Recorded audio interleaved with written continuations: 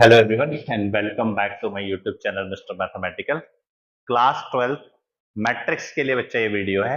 Matrix मैंने NCERT से पहले करवा दिया है, कंप्लीट सॉल्यूशन और कॉन्सेप्ट मैंने आपको एक्सप्लेन कर दिया है।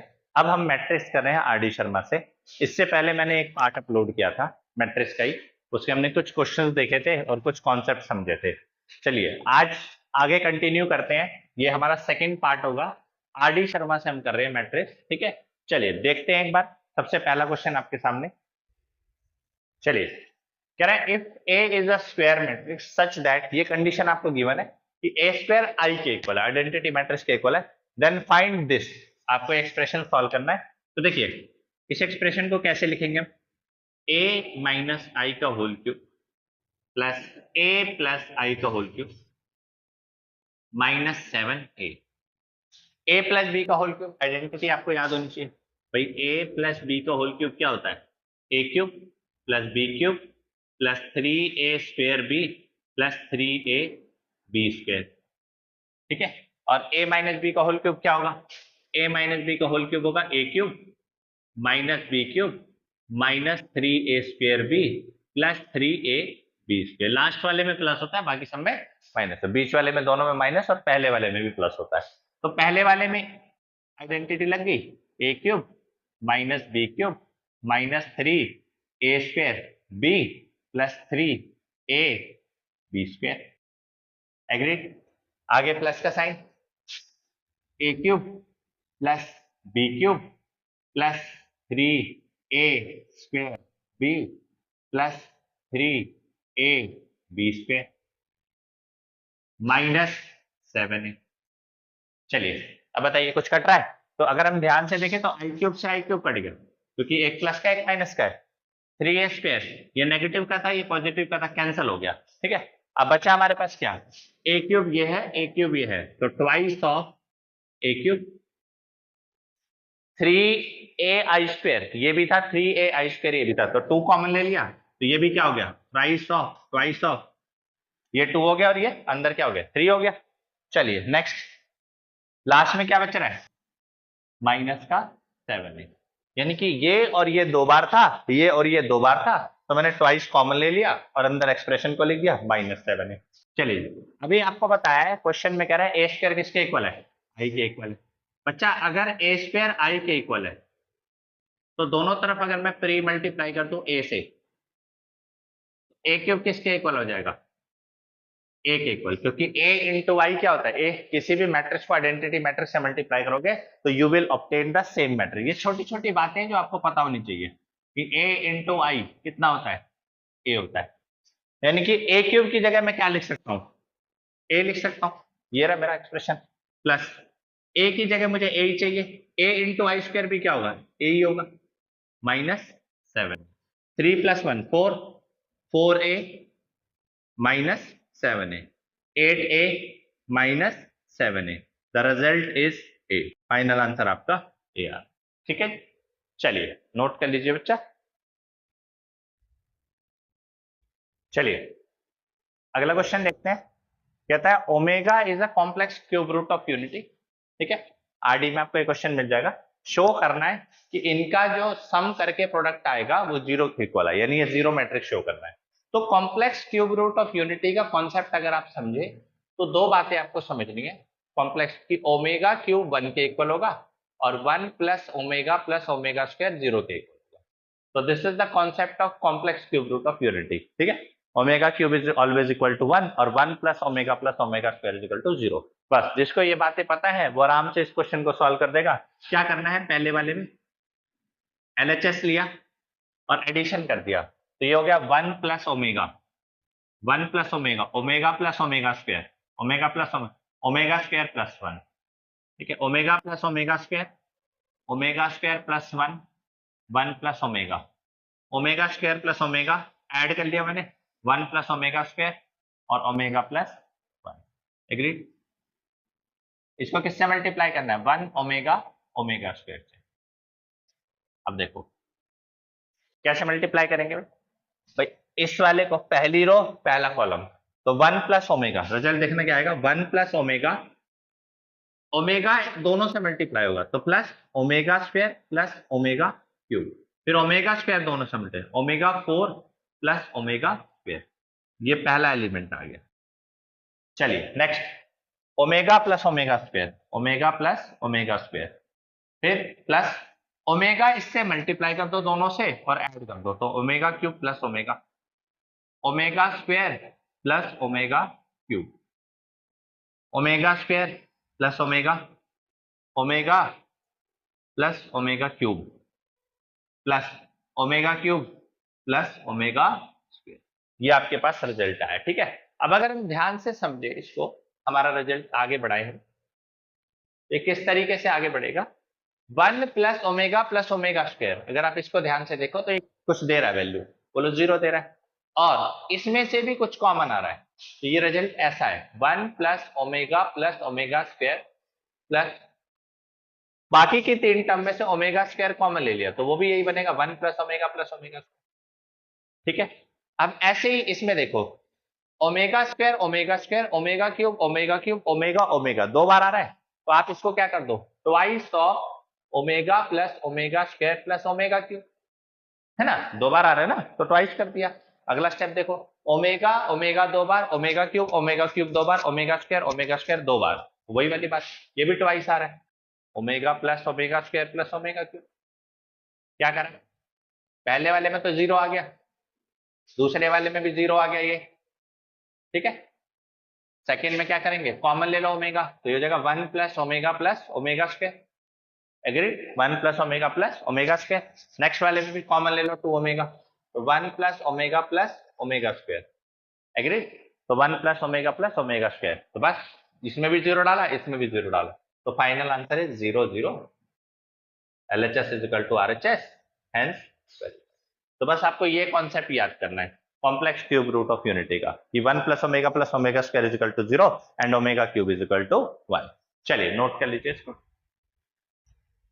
चलिए एक बार ये क्वेश्चन पढ़िए, वर्ड प्रॉब्लम है, मैट्रिक्स के ऊपर, मल्टीप्लीकेशन के ऊपर वर्ड प्रॉब्लम आ सकती है आपके पास। कैसे पढ़ते हैं इसको और किस तरीके से सॉल्व करते हैं, देखिए, a trust invested some money in 2 types of bond. ठीक है, एक ट्रस्ट ने इन्वेस्ट करा मनी 2 टाइप ऑफ बॉन्ड में, द फर्स्ट बॉन्ड पे 10% interest and the second bond पे 12% इंटरेस्ट। पहले बॉन्ड पे 10% का इंटरेस्ट मिला, दूसरे पे 12% का। The trust receive ₹2800 as interest. However, if the trust had interchange money in the bonds, they would have got 100 less as interest. Use metric method. Find the amount invested by the trust. ठीक है, कितना amount trust ने invest किया है दोनों bond में। तो इस क्वेश्चन को करने के लिए आपको एक समझना पड़ेगा कि दैट अगर आप अपना कोई अमाउंट इन्वेस्ट कर रहे हैं कहीं पे भी और उसको अगर आप रेट ऑफ इंटरेस्ट से मल्टीप्लाई कर रहे हैं परसेंटेज से, you will get interest amount. इतना याद रखना पड़ेगा कि आपने मान लो 1000 रुपए इन्वेस्ट किए, 1000 और 2% पे इन्वेस्ट किए, तो इंटरेस्ट रेट कितना आएगा, उसका इंटरेस्ट कितना आएगा आपका 20 रुपीज। तो कभी भी अमाउंट को मल्टीप्लाई करोगे रेट ऑफ इंटरेस्ट से तो यू विल गेट इंटरेस्ट। तो यहाँ पे भी यही है, कह रहा है कि एक ट्रस्ट ने 2 बॉन्ड में इन्वेस्ट किया, तो मैं मान लेता हूं एक बॉन्ड है ए और एक बॉन्ड है बी, 2 बॉन्ड में इन्वेस्ट किया। भाई पहले बॉन्ड में मान के चलो X रुपीज इन्वेस्ट किया, दूसरे में Y रुपीज इन्वेस्ट किए, है ना। कह रहा है पहले बॉन्ड में जो इसको रेट ऑफ इंटरेस्ट मिल रहा है RA वो 10% मिल रहा है, सेकेंड बॉन्ड में उसको जो रेट ऑफ इंटरेस्ट मिल रहा है वो 12% मिल रहा है, और जो इंटरेस्ट उसको मिल रहा है वो 2800 मिल रहा है। इंटरेस्ट कितना मिला 28। सेकंड केस में क्या कह रहा है वो, अगर आप रेट ऑफ इंटरेस्ट इंटरचेंज कर दो, यानी पहले में 12% मिल रहा है और दूसरे में 10% मिल रहा है, तब उसको इंटरेस्ट कितना मिलेगा 100 रुपए कम मिलेगा, यानी पहले 2800 मिल रहा था अब 2700 मिल रहा है। बस आपको बताना है एक्स कितना आएगा और वाई कितना आएगा। ये क्वेश्चन का ब्रेकडाउन था। तो एक काम करते हैं, ये मैट्रिक्स की मल्टीप्लीकेशन की फॉर्म में बनाते हैं। तो मैंने बोला मैंने एक मैट्रिक्स बनाया जिसके अंदर एलिमेंट क्या ले लिए एक्स और वाई, यानी एक्स जो है वो ए बॉन्ड कर रहा है और वाई जो है वो बी बॉन्ड कर रहा है। ठीक है, तो इसको हम कैपिटल एक्स मान लेते हैं, मैट्रिक्स हमारे पास कैपिटल एक्स आ गया। उसमें क्या है, स्मॉल एक्स अमाउंट है, स्मॉल वाई अमाउंट है। ये कितनी रो है, एक रो दो कॉलम। ठीक, अभी मैंने आपको समझाया ना, अमाउंट को किसके साथ मल्टीप्लाई करना पड़ेगा, रेट ऑफ इंटरेस्ट के साथ। तो भाई रेट ऑफ इंटरेस्ट का जो मैट्रिक्स बनेगा वो एक रो दो कॉलम का नहीं बनेगा, इतना ध्यान रखना, क्योंकि मल्टीप्लीकेशन ही पॉसिबल नहीं होगी। आपको क्या बनाना पड़ेगा, रेट ऑफ इंटरेस्ट का कॉलम, दो रो एक कॉलम। दो रो एक कॉलम का मतलब क्या हो गया कि भाई इसको पी मान लेते हैं, पी क्यू मान लेंगे, इसको पी बोल देंगे और ये वाला आपका दूसरा क्यू। क्योंकि जब आप इसको मल्टीप्लाई करोगे तो मल्टीप्लीकेशन तभी पॉसिबल होगी जब ये दोनों सेम होंगे और रिजल्ट विल बी 1:1। एग्रीड? तो आपका जो रेट ऑफ इंटरेस्ट आया वो कितना है, 10% और 12%। पी मैट्रिक्स ये था, क्यू मैट्रिक्स ये था। तो जब आप पी और क्यू को मल्टीप्लाई करोगे यू विल गेट ₹2800। अभी तो बताया आपको, अमाउंट को रेट ऑफ परसेंट से मल्टीप्लाई करोगे, मल्टीप्लाई करो भाई, x into Y equal to 10/100 into 12/100 equal to 2800। Agreed? चलिए मल्टीप्लाई करते हैं, आंसर आएगा 10x/100 plus 12y/100 equal to 2800, which is, अगर एलसीएम लेंगे तो 10x plus 12y equal to, ठीक है, 2,80,000। कितना आएगा, 2,80,000। ये इक्वेशन नंबर आपकी 1। एग्रीड? यहां तक बात समझ आई? इक्वेशन नंबर 1 बन गई। चलिए अब आगे बढ़ते हैं, सेकंड केस देखते हैं। सेकंड केस में आपको वही पी मैट्रिक्स तो वही बोला है, एक्स वाई। इस बार क्यों नहीं आर मैट्रिक्स बनाएंगे। आर मैट्रिक्स क्या होगा, जो रेट ऑफ इंटरेस्ट चेंज हो चुका है, यानी पहले वाले पे 12% आ रहा है और दूसरे वाले पे 10%। पहले वाले पे 12%, दूसरे वाले पे 10%, मतलब 12/100 into X plus 10/100 into Y equal to 100 रुपए कम, 2800 आ रहा था, अब 2700 हो गया, यानी 12x plus 10y equal to 2700। ठीक है, इक्वेशन नंबर।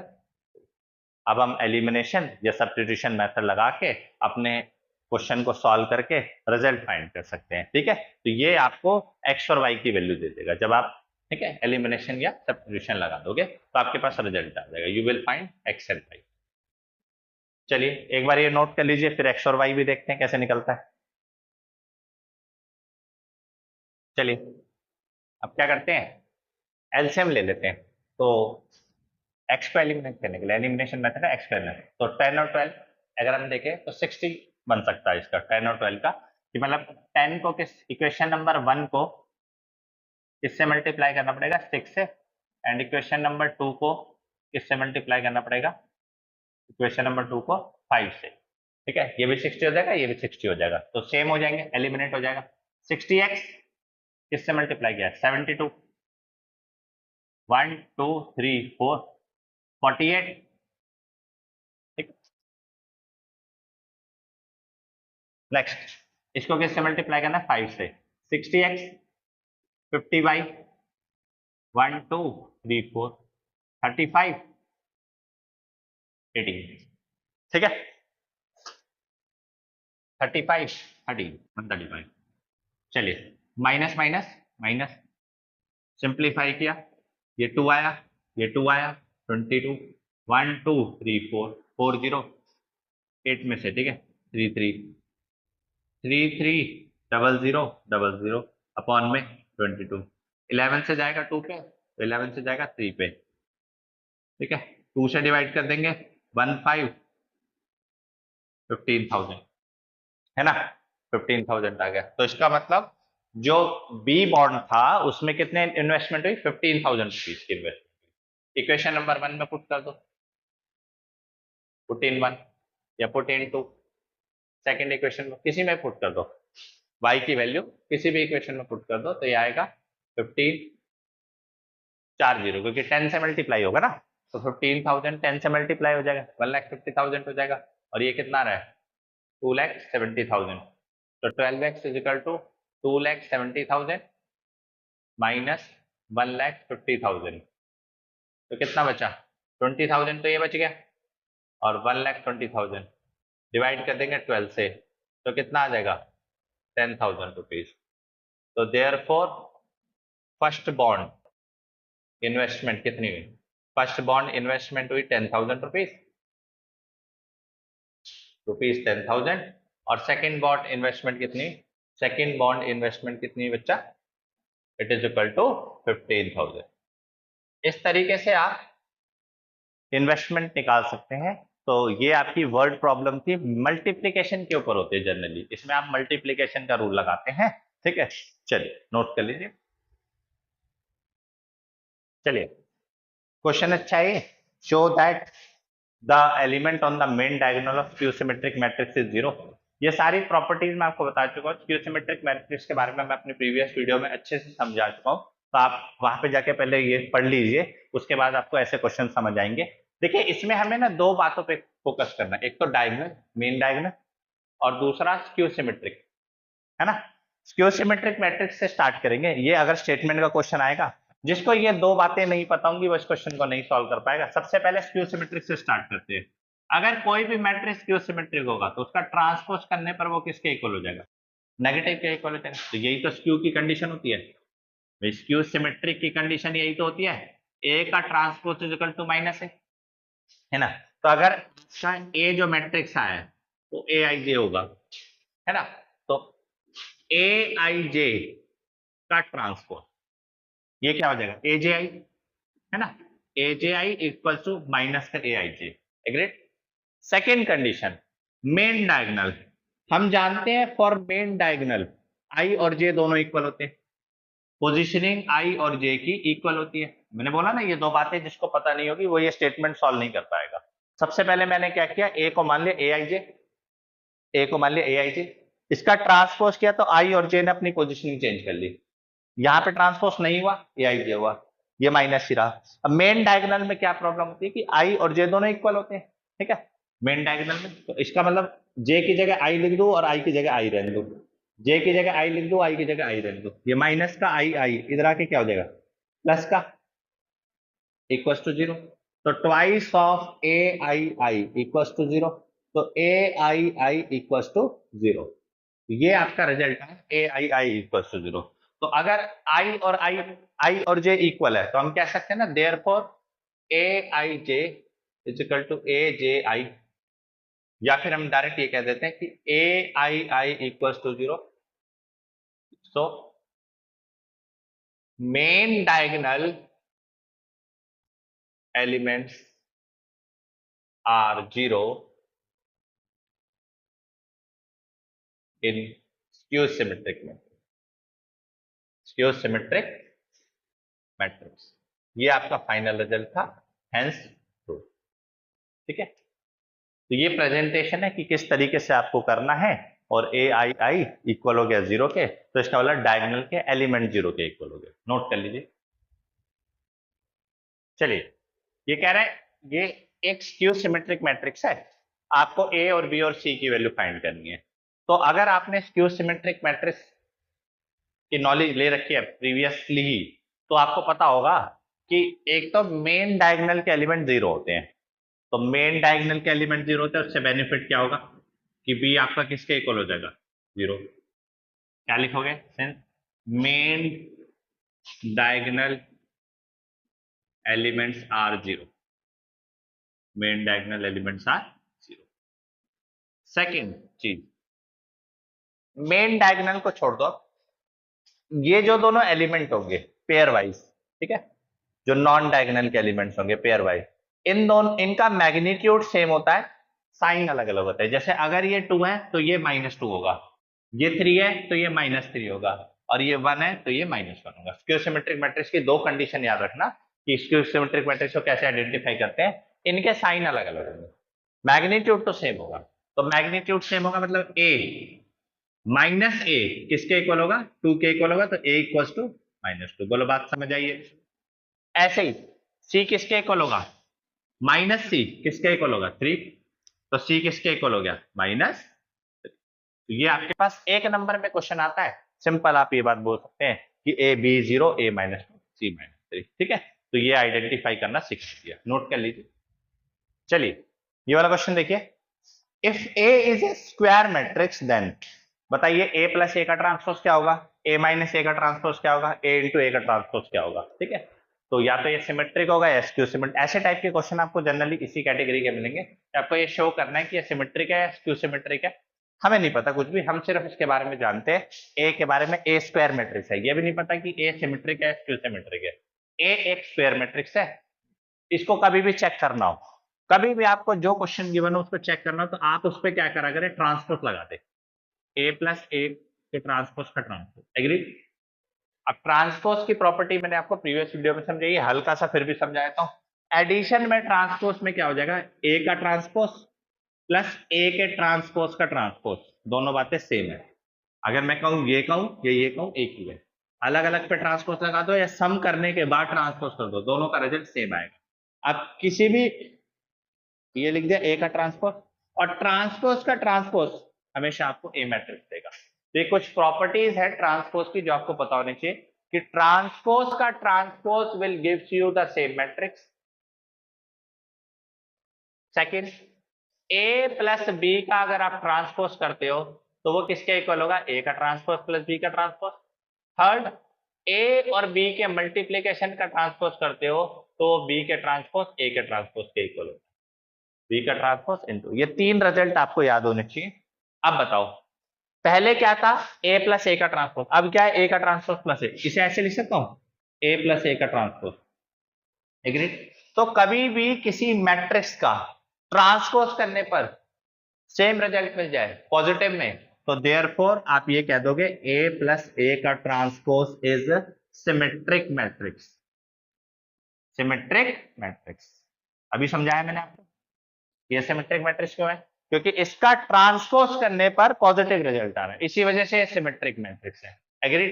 चलिए इसको चेक करते हैं, ए माइनस ए के ट्रांसपोज का ट्रांसपोज, तो क्या हो जाएगा, ए का ट्रांसपोज माइनस ए के ट्रांसपोज का ट्रांसपोज, ए का ट्रांसपोज माइनस ए के ट्रांसपोज का ट्रांसपोज किसके इक्वल होगा, ए के इक्वल होगा। दोनों में से क्या कॉमन ले लो, माइनस कॉमन ले लो, ए माइनस ए का ट्रांसपोज। अब देखो इसका ट्रांसपोज करने पर ये नेगेटिव रिजल्ट दे रहा है, तो देयरफॉर ए माइनस ए का transpose is skew symmetric matrix, skew symmetric matrix. Last देखते हैं, ए इंटू ए के ट्रांसपोज का ट्रांसपोज, तो ए इंटू ए के ट्रांसपोज का ट्रांसपोज कर देंगे, वो क्या होगा, ए के ट्रांसपोज का ट्रांसपोज इंटू ए का ट्रांसपोज। अभी तो बताया प्रोडक्ट में क्या होता है, बाद वाले को पहले लिख देते हैं ट्रांसपोज करके और पहले वाले को बाद में लिखते हैं ट्रांसपोज। ए के ट्रांसपोज का ट्रांसपोज ए के इक्वल ही होगा। अब बोलो दोनों रिजल्ट सेम आ रहे हैं, तो ट्रांसपोज करने पर पॉजिटिव रिजल्ट मिला, तो देयरफॉर ए इंटू ए का ट्रांसपोज इज सिमेट्रिक मैट्रिक्स। ये आपके सामने तीन केसेस थे। कभी भी आपको सिमेट्रिक या स्क्यू सिमेट्रिक प्रूफ करना हो, आपको सिंपल सा काम क्या करना है, ट्रांसपोज लगा के कुछ ये तीन प्रॉपर्टीज को याद रखना और सॉल्व। चलिए नोट करिए,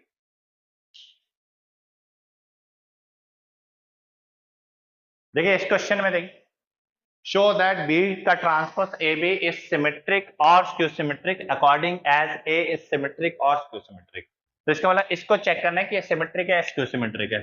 जिसको भी चेक करना होता है उसके ऊपर क्या लगा देते हैं, सीधी सीधी बात ट्रांसपोज, क्योंकि प्रोडक्ट का रूल है तो प्रोडक्ट के रूल को याद करो। अगर मैं बोलता हूँ ए बी सी का ट्रांसपोज हो रहा है तो वो किसके इक्वल होगा, सी का ट्रांसपोज, बी का ट्रांसपोज, ए का ट्रांसपोज। ये रिजल्ट याद रखना आपको।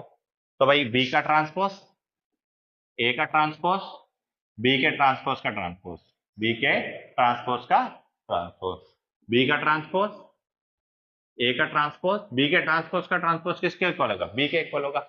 आई बात समझ, यहां तक समझ आया। अब देखो यही रिजल्ट सेम अंदर मिलना चाहिए, बी का ट्रांसपोज, लेकिन प्रॉब्लम यह है ए और ए का ट्रांसपोज मिल रहा है। इसका मतलब अब ये ए पे डिपेंड करता है और वो यही बात बोल रहा है, ए सिमेट्रिक होगा तो ये सिमेट्रिक होना चाहिए, ए स्क्यू सिमेट्रिक होगा वो स्क्यू सिमेट्रिक होना चाहिए। चेक करते हैं, if A is symmetric, if A is symmetric then A का ट्रांसपोज किसके इक्वल होगा, ए के इक्वल होगा।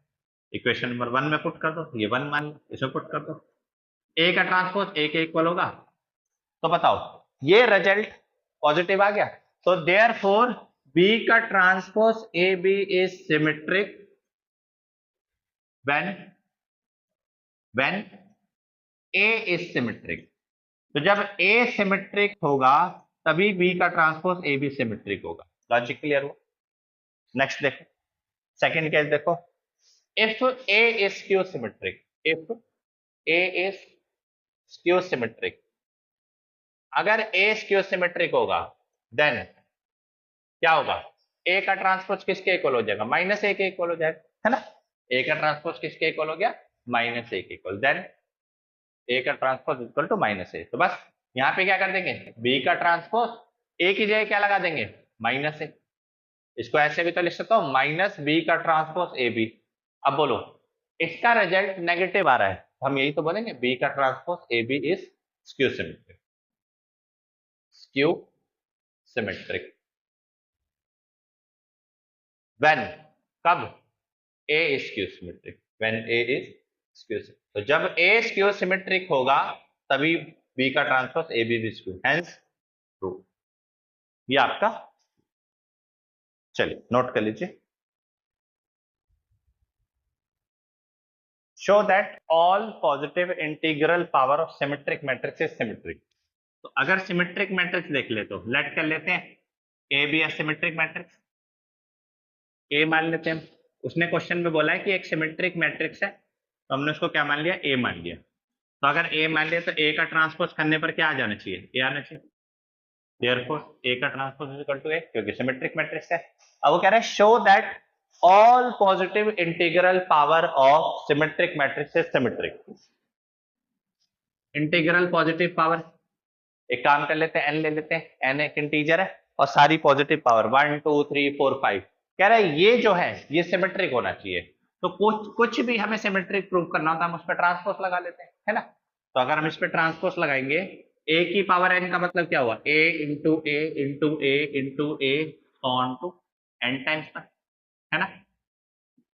और प्रोडक्ट रूल, प्रोडक्ट में हम जानते हैं ए इंटू बी इंटू सी का ट्रांसपोज किसके इक्वल होगा, ए का ट्रांसपोज इंटू ए का ट्रांसपोज इंटू ए का transpose on to N times. Agreed. क्या मैं इसको ऐसे लिख सकता हूं, ए का ट्रांसपोज की पावर एन, क्योंकि एन टाइम्स है। अब ए का ट्रांसपोज किसके इक्वल है, सिमेट्रिक मैट्रिक्स के इक्वल है, तो ए आ गया। अब देखो क्या यही तो रिजल्ट आ रहा है कि ए की पावर एन का ट्रांसपोज ए की पावर एन के इक्वल है। तो देयरफॉर all positive integral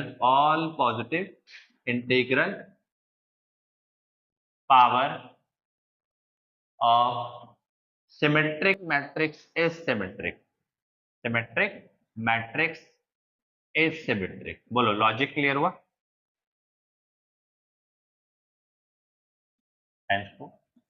बस यही शो करना था। चलिए नोट कर लीजिए। चलिए ये वाला क्वेश्चन देखिए, show that all positive odd integral power of skew symmetric matrix is skew symmetric and positive even integral power of skew symmetric matrix is symmetric। तो सबसे पहले आप ये समझिए कि मैंने लेट कर लिया A B a skew symmetric matrix, A मैंने मान लिया स्क्यू सिमेट्रिक है। अगर ए मेरा स्क्यू सिमेट्रिक है तो देयरफॉर ए का ट्रांसपोज किसके इक्वल हो जाएगा, माइनस ए के इक्वल होगा।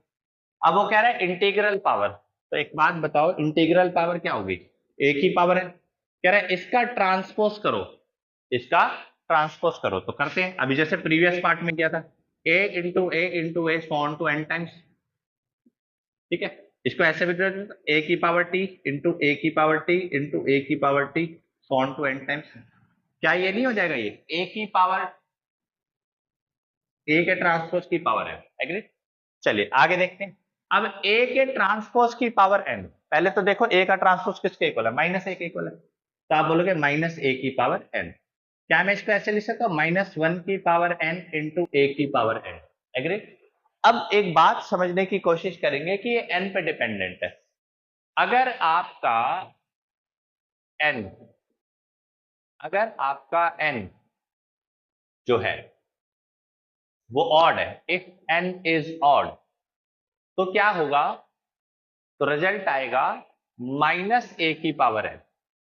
और इफ एन इज इवन तो रिजल्ट आएगा प्लस ए की पावर एन, क्योंकि इवन क्या करता है, नेगेटिव को पॉजिटिव बना देता है, इवन पावर नेगेटिव को पॉजिटिव बना देती है। तो एक बात समझ गए कि ट्रांसपोज करने पर नेगेटिव आता है स्क्यू सिमेट्रिक में, ट्रांसपोज करने पर पॉजिटिव आता है सिमेट्रिक में। तो देयरफॉर ए की power N is symmetric symmetric at even integral and skew symmetric at odd integral बोलो लॉजिक क्लियर। तो ये कुछ मैंने आपको वैरायटीज करा दी है सिमेट्रिक और स्क्यू सिमेट्रिक की, ठीक है। आपके स्कूल्स के टेस्ट वगैरह में आ सकती है वैरायटीज, तो आप इन पे जरा फोकस करिए और इनकी प्रैक्टिस जरूर कर लीजिए। चलिए नोट करिए, a matrix which is both symmetric as well as skew symmetric is, कह रहा है ऐसा मैट्रिक्स जो सिमेट्रिक भी है और स्क्यू सिमेट्रिक भी है, ऐसा मैट्रिक्स बताओ क्या हो सकता है, कौन सा मैट्रिक्स हो सकता है। क्वेश्चन मार्क लगा दिया मैंने, वैसे बुक में लिखा हुआ है कि ये कौन सा मैट्रिक्स है, लेकिन मैंने क्वेश्चन मार्क लगा दिया कि क्या हो सकता है वो मैट्रिक्स। देखते हैं, अगर एक मैट्रिक्स लेट ए मान लेते हैं, एक मैट्रिक्स उसका ट्रांसपोज करने पर पॉजिटिव ए आ रहा है क्योंकि वह सिमेट्रिक है, एक मैट्रिक्स उसका ट्रांसपोज करने पर नेगेटिव आ रहा है क्योंकि वह स्क्यू सिमेट्रिक है। Condition number 1, condition number 2, comparing 1 and 2, first और सेकंड को कंपेयर किया तो ए का ट्रांसपोज कंपेयर हो गया, ए किसके इक्वल आ गया, माइनस ए इधर आके क्या हो गया, प्लस ए प्लस ए कितना हो गया 2a, तो ए किसके इक्वल आ गया, 0 के इक्वल आ गया। अगर a 0 के इक्वल आ गया तो therefore a is null matrix. ये आपको पता होना चाहिए कि नल मैट्रिक्स एक ऐसा मैट्रिक्स है जो सिमेट्रिक भी है और स्क्यू सिमेट्रिक भी है। चलिए नोट कर लीजिए।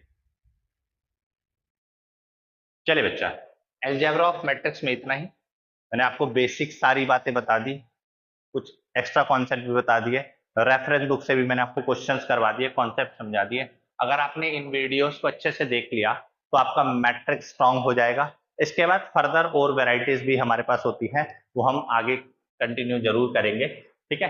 अभी के लिए इतना ही। नेक्स्ट जो हम चैप्टर पढ़ेंगे वो डिटर्मिनेंट पढ़ेंगे, रेफरेंस बुक से, एनसीईआरटी से मैंने आपको कॉन्सेप्ट अच्छे से एक्सप्लेन कर दिया है। आरडी शर्मा से हमेशा कुछ क्वेश्चन करने पड़ेंगे ताकि हमारा कॉन्सेप्ट स्ट्रांग हो जाए और वेराइटीज ऑफ क्वेश्चन हमें मिल जाए कि हाँ कैसे कैसे क्वेश्चन पेपर में आते हैं। तो ये क्वेश्चन जो मैं आपको करा रहा हूँ ये आपके बोर्ड एग्जाम्स में आते हैं, इस टाइप के क्वेश्चन। आपको कॉन्सेप्ट बिल्ड करना है, अपना क्वेश्चंस की प्रैक्टिस करनी है। एटलीस्ट इन्हीं क्वेश्चंस की भी अगर आप प्रैक्टिस कर लेते हैं तो ये भी आपका कॉन्सेप्ट स्ट्रॉन्ग कर देगा, मैट्रिक्स को स्ट्रॉन्ग कर देगा। नेक्स्ट हमारा टारगेट होगा डिटर्मिनेंट पे, और हम अगली क्लास में डिटर्मिनेंट से बात करेंगे। मैट्रिक्स की हमने 2 क्लासेस कर ली और इससे पहले हमने एनसीईआरटी क्लास करी थी। आज के लिए इतना ही बच्चा, over and out, bye bye, take care, पढ़ते रहिए।